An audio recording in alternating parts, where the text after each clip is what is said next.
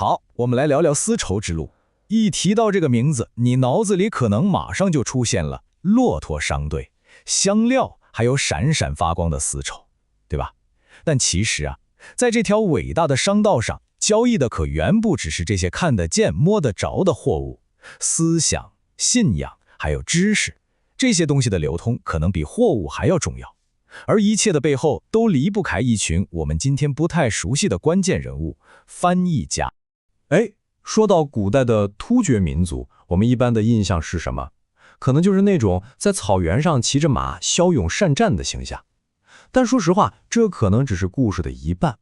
我们对他们的这种刻板印象，会不会恰恰忽略了他们一个更厉害也更重要的身份，那就是知识的守护者和文化的传播者。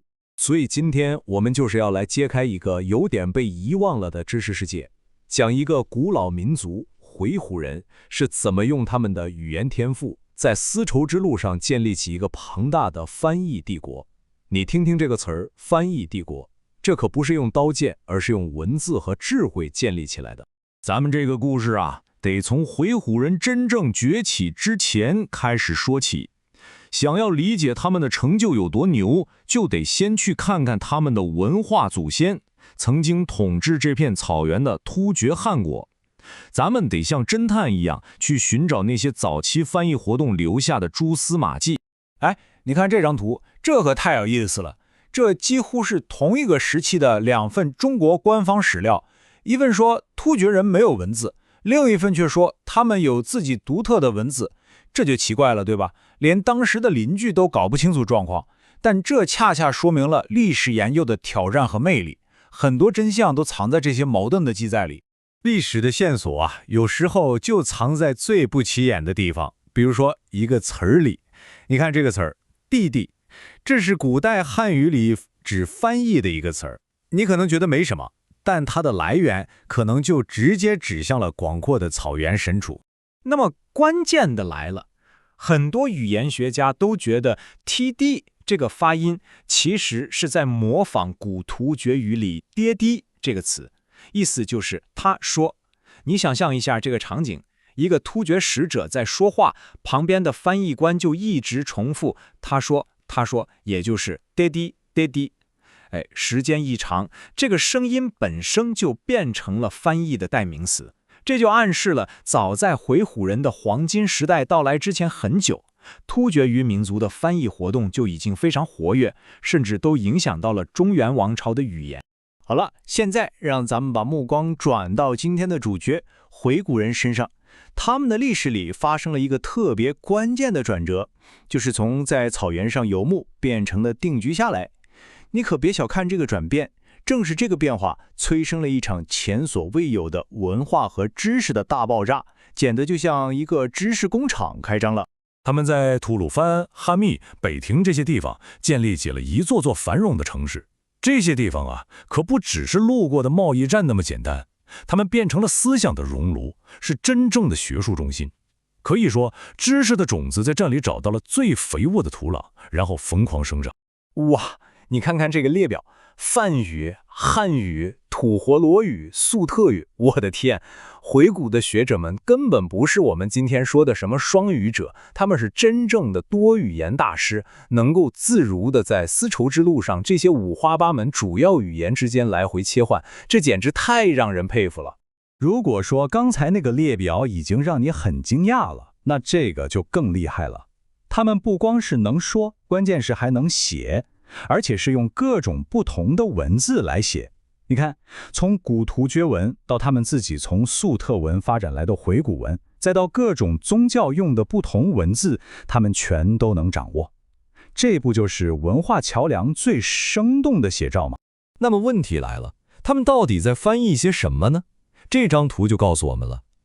他们的工作主要是被宗教和哲学思想的传播给推动的。虽然你看，他们也翻译其他信仰的典籍，但毫无疑问，规模最大、投入精力最多的，就是把那些浩如烟海的佛教经文翻译成他们自己的语言。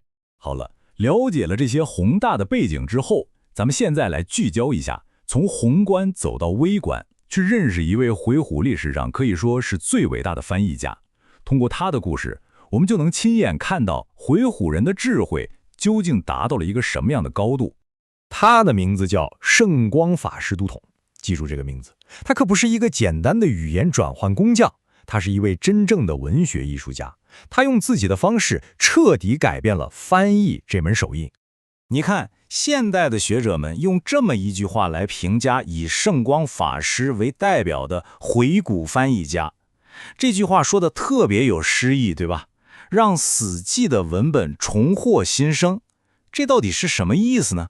别急，咱们来看一个具体的例子，你就明白了。哇，这个对比真的是太惊人了！你看左边，汉语原文非常简洁，就是陈述一个事实，那个时候地动了一下。但你再看右边，圣光法师的译文，他完全把这个简单的事件升华成了一首宇宙的赞歌。他解释了为什么会地震，是为了回应一件善举，还加上了天降花雨这种充满想象力的文学描写。说白了，他翻译的根本就不是字词，他翻译的是意境，是精神。所以你看，他的方法才是关键。就像这张图展示的，首先他会追求对原文深刻理解之后的意义，而不是那种死板的一个字一个字对着翻的直译。然后呢，他还会加入他认为必要的背景解释、评论，还有文学上的修饰。最后的结果是什么呢？他创造出来的是一部全新的作品，甚至在艺术性上比原作还要高。这是一种充满自信的再创造啊！那么，这么辉煌的知识传统后来就消失了吗？当然没有。当蒙古帝国崛起的时候，这份宝贵的遗产被他们完整地继承了下来，并且被带到了一个更广阔的世界舞台上。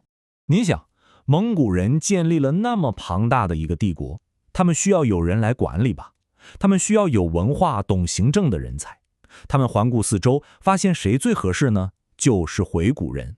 所以，大批的回鹘学者就进入了蒙古的宫廷，成为了这个超级帝国的行政大脑和知识中枢，帮他们起草法令、记录历史。当然，还有继续做他们最擅长的翻译工作。这条时间线就看得很清楚了，这个传统的影响力有多持久。从他们在塔利木盆地的黄金时代，到后来成为忽必烈翻译机构的核心力量，再到之后的几百年里，回鹘人的知识遗产一直在塑造着亚洲的历史。这个不是什么昙花一现，这是一个延续了整整几百年的伟大传统。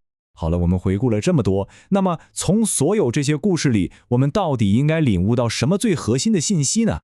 最重要的一点就是这个：古代的回鹘人，他们绝不仅仅是丝绸之路上一个被动的管道，或者说信息的中转站。